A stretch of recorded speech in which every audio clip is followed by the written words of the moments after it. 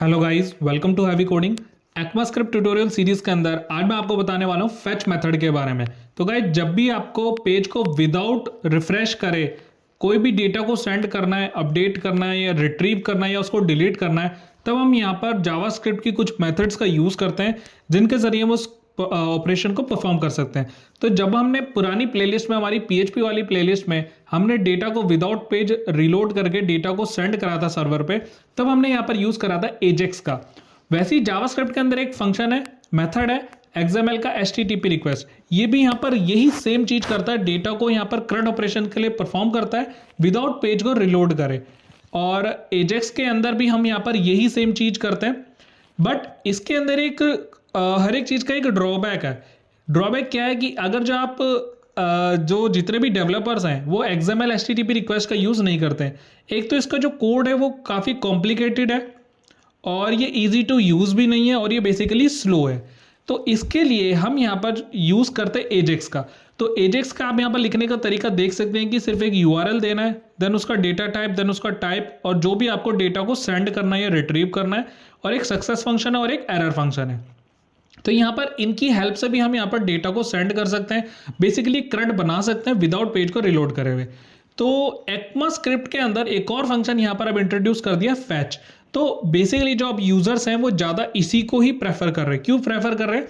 क्योंकि एक तो ये स्लो है, एक इसका लिखने का तरीका यहाँ पर काफ़ी कॉम्प्लिकेटेड है, और एजेक्स का हेल्प ज़्यादातर डेवलपर्स इसको यूज़ करते हैं एजेक्स को। बट इसका भी एक ड्रॉबैक है। एक तो ये ड्रॉबैक है, जब भी हम एजेक्स को यूज़ करते हैं तो हमें jQuery का यूज़ करना पड़ता है। तो jQuery की एक 100 KB की फाइल होती है, तो वो हमें यहाँ पर मैनुअली डाउनलोड करके चलानी पड़ती है, जो कि सर्वर पे लोडिंग टाइम यहाँ पर बढ़ा देती है। अगर आप कोई CDN फाइल भी लेते हैं तो भी वहाँ पर वो लोडिंग टाइम बढ़ जाता है। बट अगर कोई इंटरनेट इशू आता है तो वो CDN वहाँ पर वर्क नहीं करती है। तो उस केस में क्या होता है, कभी कभी एजेक्स का डेटा जो है वो मिसमैच हो जाता है। कभी वो रिक्वेस्ट को है जो पूरी मेथड को रिक्वेस्ट पूरी यहाँ पर हर एक तरीके से कंप्लीट नहीं कर पाता, कुछ ना कुछ एक एरर को जनरेट कर देता। तो ये इसका एक ड्रॉबैक है।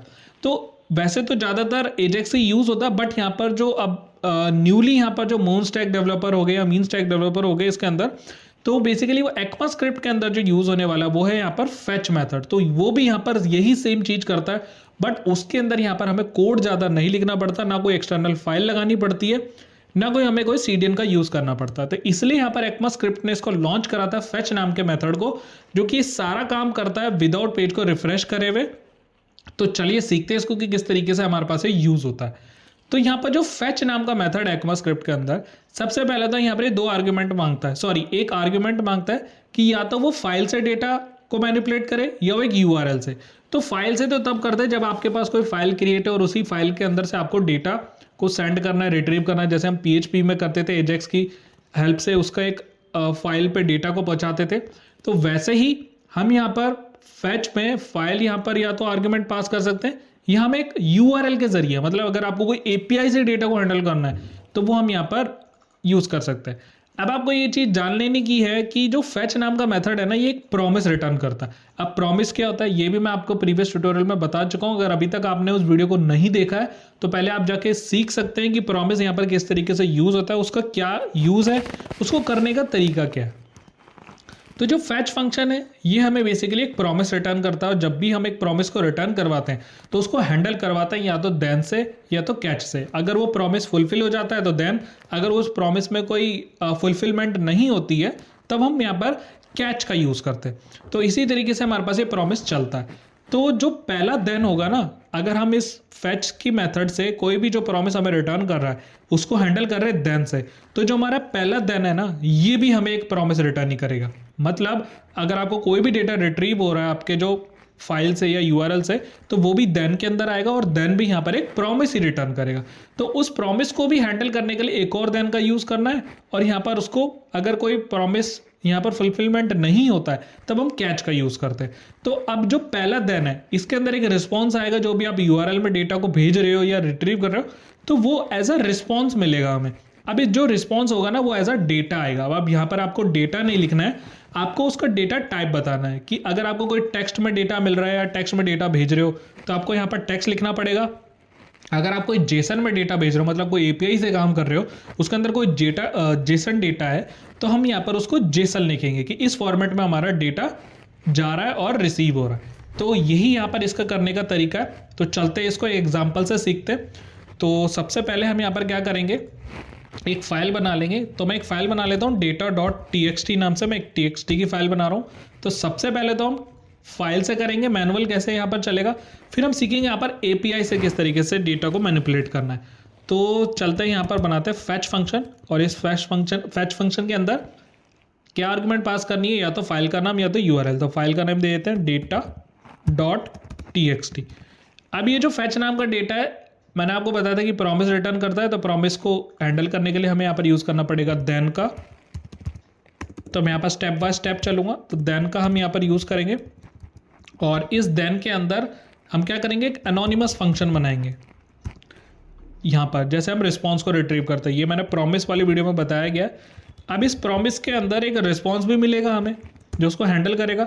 और अगर हम यहाँ पर से इसको अगर एक बार कंसोल करा के देखें, तो देखते हैं हमें क्या यहाँ पर रिस्पॉन्स मिल रहा है। तो डायरेक्टली हम यहाँ पर कर देते हैं console.log रिस्पॉन्स। तो चलते हैं यहाँ पर इसको करा लेता हूँ सेव, और ब्राउज़र पे आता हूँ और इंस्पेक्ट एलिमेंट को ओपन कर लेते हैं। कंसोल में आते हैं और जैसे ही मैं यहाँ पर रिफ्रेश करता हूँ, तो आप देख सकते हैं कि रिस्पॉन्स मिला है इसको। तो आप देख रहे होंगे कि एक रिस्पॉन्स मिला है। इसके अंदर यहाँ पर ऑब्जेक्ट के अंदर कोई डेटा आ रहा है यहाँ पर, जो कि ये क्या बता रहा है, बॉडी का यूज़, हेडर्स, तो काफ़ी सारी चीज़ें इसके अंदर आ रही हैं। तो पहली जो चीज़ आ रही है टाइप। तो टाइप इसका क्या है, बेसिक है, हमने यहाँ पर कोई टाइप इसका डिफाइन नहीं करा है। और ये इसका यूआरएल है कि भाई आपने कहाँ से डेटा को यहाँ पे मैनिपुलेट कर, मतलब इस फैच के अंदर डाला है। तो ये इसकी यूआरएल हो गई है। और रिडायरेक्शन यहाँ पर क्या कर रहा है कि फॉल्स, मतलब इसके आने के बाद कहीं और भी तो आपको रिडायरेक्ट करना है, तो अब ये फॉल्स। और स्टेटस यहाँ पर आ चुका है 200, मतलब यहाँ पर आपका ट्रू है, मतलब इसने कुछ रिटर्न करके दिया, मतलब अभी तक कोई दिक्कत यहाँ पर नहीं आई है।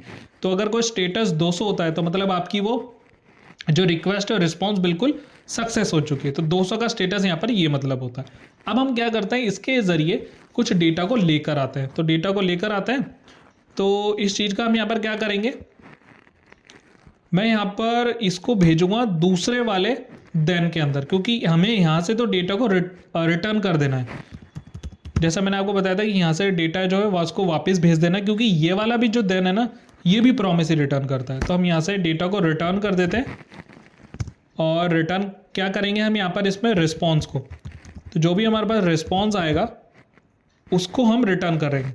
तो जो हमारा डेटा है वो कौन से फॉर्मेट में है, टेक्स्ट में। तो इसके अंदर कुछ लिख लेते हैं। तो मैं यहाँ पर कर देता हूँ, हाय आई एम एक्मा स्क्रिप्ट। तो मैंने लिख दिया मैं एक्मा स्क्रिप्ट टू ES6। अब ये चीज़ को हम लेकर आएंगे दूसरी फाइल से, मतलब इस फैच नाम के मेथड से मैं इस वाली फाइल का डेटा फैच करके लेकर आऊँगा। तो जो डेटा आ रहा है वो किस फॉर्मेट में आ रहा है, वो एज अ टेक्स्ट फॉर्मेट में आ रहा है। तो मैं यहाँ पर लिखूँगा टेक्स्ट, और यहाँ से ये रिटर्न हो गया। तो जब ये रिटर्न हुआ, तो ये वापस से हैंडल करेगा इसको, क्योंकि ये वाला जो प्रॉमिस है ये भी हमें हैंडल करना है। तो वो हैंडल कैसे होगा, देन से ही हैंडल होगा। और इसके अंदर भी एक एनोनिमस फंक्शन आ जाएगा, जो कि हमारे पास रिजल्ट लेके आएगा। आप यहाँ पर डेटा भी लिख सकते हो, बट एज अ रिजल्ट ही मैं यहाँ पर दिखा देता हूँ आपको। तो अब जो वहाँ से रिटर्न हुआ है, तो मेरे पास कुछ डेटा रिटर्न में भी आया है। यहाँ से रिटर्न हुआ है तो रिजल्ट के अंदर आ गया है वो डेटा। तो अब उस जो डेटा को आया है उसको हम करा लेते हैं कंसोल, और इस कंसोल के अंदर मैं डायरेक्टली लिख दूंगा रिजल्ट। तो चलते अब सेव करते हैं इसको, ब्राउजर पे आता हूँ, रिफ्रेश करता हूँ, तो आप देख सकते हैं कि कंसोल के अंदर लिखा आ चुका है हाई एम एक्मा स्क्रिप्ट ES6। तो आपने देखा विदाउट, यहाँ पर हम अगर इसको एक बटन में अंदर हम सेट कर देंगे तो वो विदाउट पेज को रिफ्रेश चलाएगा। अभी मैं आपको पेज रिफ्रेश करके बता रहा हूँ कि जो भी डेटा आ रहा है यहाँ पर हमारे पास फैच करके लेकर आ रहा है दूसरी फाइल से, जो कि data.txt फाइल से। हम जो भी डेटा लिखेंगे ना इसके अंदर, तो वो इसको फैच करके लेकर आएगा। रिफ्रेश करता हूँ तो फैच करके लेकर आएगा। अब इस चीज़ को आप नेटवर्क में भी चेक कर सकते हो। तो जब भी हम एक हिट करते हैं ना कोई भी रिक्वेस्ट को, तो हमारी वो नेटवर्क के अंदर आती है। तो देखा हमने जो रिक्वेस्ट हिट करी है वो डेटा के लिए करी थी, डेटा की वाली फाइल से लेकर आया, और इसका जो प्रीव्यू आ रहा है वो ये आ रहा है, जैसे हाई एम एक्मा स्क्रिप्ट ES6 डेटा। और जो हमें रिस्पॉन्स मिला है, तो ये रहा वो रिस्पॉन्स। जो भी रिस्पॉन्स मिलता है ना हमें इसके अंदर, तो ये वो रिस्पॉन्स मिल रहा है कि आपको वो वाला डेटा हमें मिल के आया है यहाँ पर। अब इस चीज़ को अगर हम डॉक्यूमेंट पे देखना चाहें, मतलब हमारे ब्राउज़र पे देखना चाहें, तो सिंपली आपको क्या करना है, यहाँ पर इसको एज अ डॉक्यूमेंट लिख देना है और डॉक्यूमेंट डॉट राइट लिखना है आपको। सेव करते हैं इसको, चलता हूँ, रिफ्रेश करता हूँ तो आप देख सकते हैं कि वो डेटा हमारे पास ब्राउज़र में आ रहा है। तो इस तरीके से हम यहाँ पर उस डेटा को शो करा सकते हैं। अगर कुछ एरर आ गया, कोई दिक्कत आ गई तो उसको हम कैसे सॉल्व करेंगे, वो होती कैच से। जैसे हमने यहाँ पर यूज़ करा कैच, यही मेथड मैं दिखा रहा हूँ आपको, कैच। तो अब इस चीज़ को हमें कैच करना पड़ेगा, एक अनोनिमस फंक्शन चलाना पड़ेगा जिसके अंदर आएगा हमारे पास एरर। तो एरर हमें रिस्पॉन्स में आएगा। जरूरी नहीं है आपको एरर ही लिखना है, आपको वेरिएबल कोई भी लिख सकते हो, बट जो जरूरी बात ये है वो आपको ये लिखनी है। अब कंसोल डॉट लॉग नहीं लिखना है, कंसोल डॉट एरर लिखना है, क्योंकि जो एरर होता है ना वो इसके अंदर ही एरर हमें शो करता है, ब्राउज़र का एरर। अगर आप लॉग लिखोगे तो आपको खुद से एक एरर का मैसेज देना पड़ेगा कि दिस इज मैसेज एक्सेट्रा। तो अगर कोई एरर आएगा तो वो एज अ एरर दिखेगा। तो रिफ्रेश करता हूँ, कोई एरर नहीं है, कंसोल में आता है। अगर मैं यहाँ से इस फाइल का टी हटा दूँ तो ये क्या बताएगा मेरे पास, 4 से 4 नॉट फाउंड। तो यहाँ पर एक एरर बता रहा है, एनोनिमस एरर, कि भाई आपको फाइल नहीं मिल रही है। तो ये तो हो गया 4 से 4 का एरर जो कि फैच का है। अब मुझे यहाँ पर अगर कोई इस वाली रिस्पॉन्स का एरर जनरेट हो जाता है तो वो कैच में आना चाहिए, देन होगा तो फुलफिल है प्रॉमिस, अदरवाइज वो फुलफिल नहीं है। तो अगर यहाँ से टेक्स्ट नाम का फंक्शन है, इसको मैं छोटा कर दूँ, मतलब इसको गलत कर दूं और अब इसको रिफ्रेश करता हूं तो आप देख सकते हैं यहाँ पर ये बता रहा है कि भाई जो रिस्पॉन्स डॉट टी है ऐसा कोई फंक्शन नहीं है। अगर इसका मैं ओपन करके देखूं तो वो आपको बताएगा कि आपका जो प्रॉमिस चल रहा है वो चल रहा है कैच का। अब देन नहीं चल रहा है, कैच चल रहा है, क्योंकि इसके अंदर हमने गलती कर दी जानबूझ के, तो ये कैच वाला इसको हैंडल करेगा। सेव कर लेता हूँ इसको, वापस से रिफ्रेश करता हूँ तो हमारे पास अब प्रॉमिस चल रहा है देन का। तो इस तरीके से भी हम यहाँ पर इसको कर सकते हैं। अब हमें यहाँ पर क्या करना है कि इसको शॉर्ट भी कर सकते हैं हम इस फंक्शन को। जैसे हमने एनोनिमस फंक्शन लिखा है तो फंक्शन लिखने की जरूरत होती नहीं है ECMAScript में। क्यों? क्योंकि हम इसको एज अ कैसे यूज़ कर सकते हैं, इसको हम वो वाले फंक्शन यूज़ कर सकते हैं फैट एरो फंक्शन से। तो डायरेक्टली हम इसको लिख देंगे as a fat arrow function.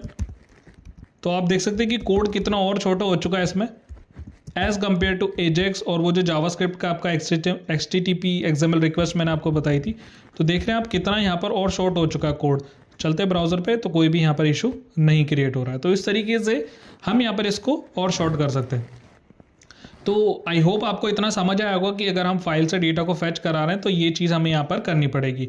अब मैं चलता हूँ आपको API के ज़रिए डेटा को फैच कराना बताता हूँ।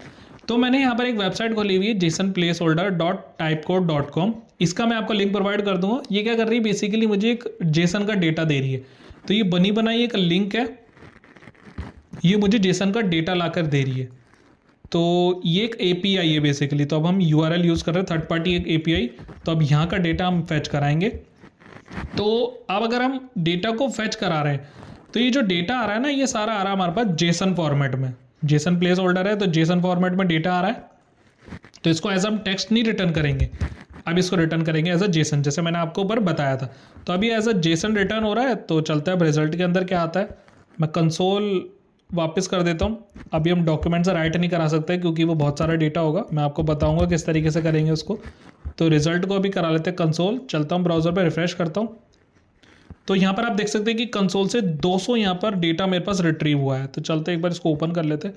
तो देख लेते हैं कि 0 से 99 तक क्या डेटा मिल रहा है मुझे। देखो यूज़र ID मिल रही है, टाइटल मिल रहा है उसका, और उसके कुछ अनोनिमस नेम्स मुझे यहाँ पर मिल रहे हैं। अगर हम नेटवर्क में चेक करें तो टू डूज नाम से एक रिक्वेस्ट जनरेट हुई जिसके अंदर यूज़र ID आ रही है, यूज़र ID 2, ID 3, टाइटल भी आ रहा है कुछ लिखा हुआ। तो ये डेटा मुझे प्रोवाइड कर रहा है। तो हमने देखा कि किस तरीके से डेटा प्रोवाइड कर रहा है। अब इसके आगे देखोगे ना एक 1 लिखा हुआ है, तो हम भी यहाँ पर 1 लगा कर देखते हैं। तो मैं आपको बता दूँ जो वो 1 लिखोगे ना आप, तो ये 1 का ही यहाँ पर डेटा देखा। तो चलता हूँ रिफ्रेश करता हूँ तो सिर्फ यहाँ पर 1 का ही डेटा दे रहा है। अभी यहाँ पर बहुत सारे डेटा आ रहे थे बट अब सिंपल 1 ही डेटा दे रहा है, ताकि मैं आपको इसको प्रिंट करके दिखा सकूँ कि प्रिंट होगा कैसे। तो ये सारे इसकी कीज़ हैं, ऑब्जेक्ट में बनी हुई है, ऑब्जेक्ट का डेटा आ रहा है तो इसकी कीज़ है सारी। अब इसको प्रिंट कराना सीखते हैं। तो कैसे प्रिंट होगा, रिजल्ट डॉट जो भी हमें यहाँ पर पिक करना है, क्या लेना है, ID या टाइटल, आप जो भी प्रिंट कराना चाहते हैं। तो वो चलते हम यहाँ पर कहाँ देखेंगे, डॉक्यूमेंट डॉट राइट। सेव कर लेता हूँ इसको। रिजल्ट के साथ हमें क्या प्रिंट करा रहे हैं, टाइटल। रिफ्रेश करता हूँ तो टाइटल मेरा यहाँ पर आ चुका है। अगर कोई यूज़र आईडी प्रिंट कराना चाहता है तो यहाँ पर मैं कराऊंगा यूज़र आईडी।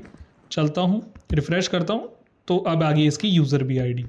तो इस तरीके से हम यहाँ पर सिंगल पर्सन का डेटा फैच कर सकते हैं। बट यहीं अगर मैं यहाँ पर 1 हटा दूँ ना और रिफ्रेश करता हूँ तो आप देखोगे यहाँ पर सारी चीज़ें अनडिफाइन आ जाएगी। अनडिफाइन आ गई यहाँ पर। और नेटवर्क में आता हूँ तो यहाँ पर देख सकते हैं कि फैच तो कर रहा है एपीआई बट अनडिफाइन आ रही है। तो अगर एक से ज़्यादा डेटा होता है तो वो जेसन में आ रहा है, तो एरे फॉर्मेट में देख सकते हो आप एक से ज़्यादा डेटा है।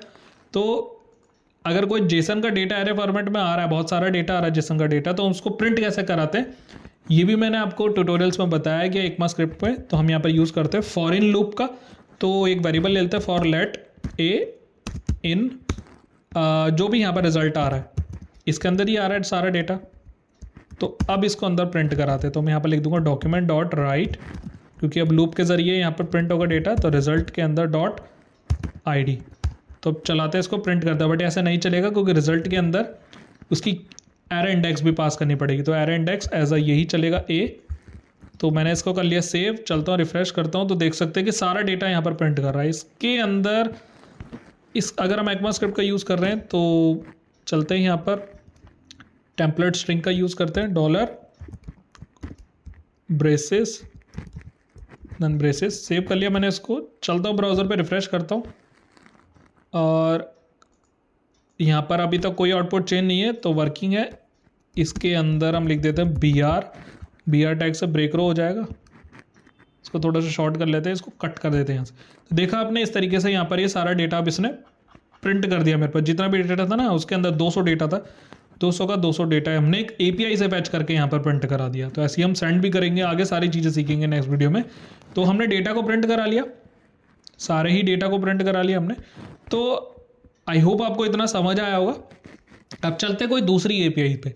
तो अब इस API के अंदर क्या है, तो मैं आपको बता दूं कि सिंगल डेटा था, मतलब एक के अंदर एक था। इसकी कोई एक बार हिट करके दिखा देता हूँ आपको मैं। ये देखिए नेटवर्क के अंदर रिफ्रेश करके आपको दिखाऊं तो टू डूज जो है हिट हो रहा है। तो इसके अंदर एक वो नहीं है, एक बड़ी की नहीं है कि मतलब अगर मान लीजिए यूज़र है तो यूज़र के अंदर ये बहुत सारे यूज़र हैं, तो उस तरीके के डेटा को भी आप कैसे हैंडल करोगे। तो ये मैं आपको एक एक्स्ट्रा एक चीज़ बता देता हूँ इसके अंदर। तो यहाँ पर एक और वेबसाइट है dummyjson.com, तो ये भी हमें डेटा प्रोवाइड करती है। तो आप प्रोडक्ट्स का उठाइए, कार्ट का उठाइए, कोई इशू नहीं। यूज़र का हमने पहले ले लेता, तो एज अ यूज़र ही एग्जांपल ले लेता हूँ। तो देख सकते हैं आप यहाँ पर जेसन में डेटा है, प्रिंट कर लेता हूँ तो वही सारा डेटा आ रहा है जेसन में। बट इसके अंदर काफ़ी सारी चीज़ें, ID, first name, last name. तो अब ये जो है ना, इसके आगे आप देख सकते हो कि एक और की है यूज़र, जो कि इसके अंदर नहीं थी। मैं आपको दिखा दूँ, यहाँ पर सिर्फ ये यहाँ पर सारे डेटा था बट इसके ऊपर एक कोई की नहीं थी, मेन की। तो यहाँ पर ये मेन की है। तो इसका भी आप कैसे डेटा फैच करोगे तो वो भी मैं आपको बता देता हूँ। इस API को कर लेते हो कॉपी, और जेसन में ये दे रही है डेटा, इसको कर लिया मैंने पेस्ट। तो अब चलते हैं यहाँ पर, इसको करा लेते हैं एक बार। तो कंसोल में देख लेते हैं कि API हिट हुई है। तो रिज़ल्ट को कंसोल में देखते हैं। सबसे पहले चलता हूँ ब्राउज़र पे, आधा रिफ्रेश करता हूँ तो यूज़र नाम की API है जो कि रिस्पॉन्स दे रही है। तो यहाँ पर सारा रिस्पॉन्स आ गया उस API से। तो यूज़र के अंदर है ID, first name, last name. पहले सिर्फ डायरेक्ट ये बाहर था ऐसे करके। अब एक एरे के अंदर है जो कि की है। अब 30 डेटा है, लिमिट है 30 की। तो आप देख सकते हैं वो सारे यूज़र यहाँ पर आ चुके हैं, यूज़र्स के अंदर है। और यूज़र्स के अंदर भी एक इंडेक्स पास हो रहा है, जैसे हमने अभी इंडेक्स के ज़रिए यहाँ पर वैल्यू निकाली थी वो 0, 1, 2 करके। तो वैसे ही अब एक यूज़र्स भी जुड़ चुका है। तो अब इसको कैसे प्रिंट करना है, तो इसका भी करने का तरीका क्या है, जो भी इसकी मेन की है ना यूज़र्स, इसको आपको कॉपी कर लेना है। और जो रिज़ल्ट आएगा ना, कंसोल को हटा देते हैं और फॉर इन लूप को दोबारा से चलाते हैं। तो जो रिज़ल्ट है इसके साथ डॉट लगा के बस उसको लिख देना है, रिज़ल्ट डॉट यूज़र्स, जो भी इसकी मेन की है, रिज़ल्ट डॉट यूज़र्स। तो अब इसी सेम चीज़ को आपको कॉपी करना है और यहाँ पर आपको कर देना पेस्ट, बस दैट्स इट। आपको कुछ नहीं करना है उसके साथ। अब उसकी की को भी पता चल चुका आप कि भाई रिजल्ट में से हमें सिर्फ यूज़र्स को ही फैच करना है। तो अब इसको मैंने कर लिया सेव। चलता हूँ ब्राउज़र पे, ID है इसके अंदर, रिफ्रेश करता हूँ तो देख सकते हैं ID आ चुकी है। इसको कट कर देता हूँ तो आप देख सकते हैं ID आ चुकी है 30 बंदों की, 30 ही डेटा है उसके अंदर। अब यहाँ पर इसको कर देता हूँ रिफ्रेश, और भी डेटा को प्रिंट करा कर देखते हैं बाकियों का भी। तो यहाँ पर ले लेते हैं फर्स्ट नेम इसी के साथ ही। तो ऐसा कर लेते हैं कि एक रो में ये चीज़ आ जाएगी, साथ ही साथ हम और भी चीज़ें इसके साथ एक रो में ले लेते हैं। तो यहाँ पर लिख देता हूँ मैं dot, first name last name ऐसे कर करके हम डेटा को प्रिंट करा लेते हैं। तो चलते हैं यहाँ पर कॉपी कर लेता हूँ और यहाँ पर पेस्ट कर देता हूँ। अब उठा के यहाँ पर कर देता हूँ फर्स्ट नेम, डॉट लिखा है, डॉट की जगह ऐसे ऐसे हाइफन लगा देते हैं।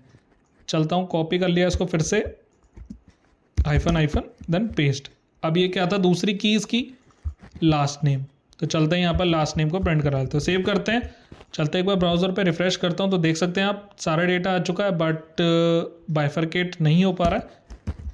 अब लगा देते लास्ट में BR। तो चलता हूँ, रिफ्रेश करता हूँ। अब देखो, पहले पे एमिली जॉनसन है, दूसरे पे माइकल विलियमसन, तीसरे पे सोफिया ब्राउन, चौथे पे जेम्स डेविस, एमा मिलर, ओलिविया विल्सन। तो इस तरीके से हमने API के डेटा को यहाँ पर फेच करके लेके आ गए हैं फेच नाम की यहाँ पर मेथड की हेल्प से।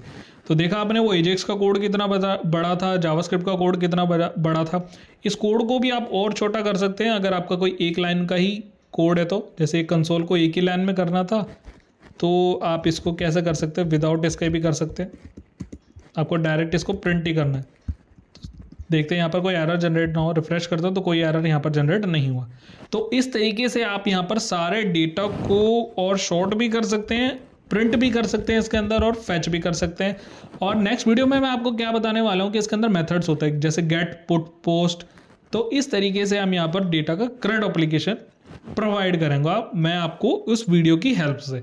अगर कुछ भी डाउट रहेगा तो मुझसे कमेंट सेक्शन के अंदर ज़रूर पूछना। सो गाइज, इस वीडियो में इतना ही। Thank you so much.